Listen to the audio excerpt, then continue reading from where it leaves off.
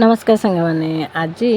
झील कहला मो पेगा मामा अर हाथ डालमा लेंबू टिके दे मु खाइबी तापेगा अर हाथ रांधि डालमा करदे लेंबू देती से खाई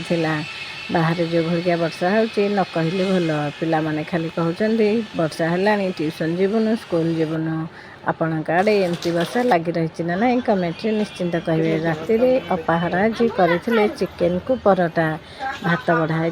अप्पा आउ झील खाइबा लगी पुओ झील शोते झियारी भी शोते कहले मामा आम जाऊँ खाइबू बोली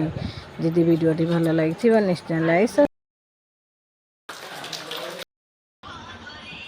केमिति तुमको देखा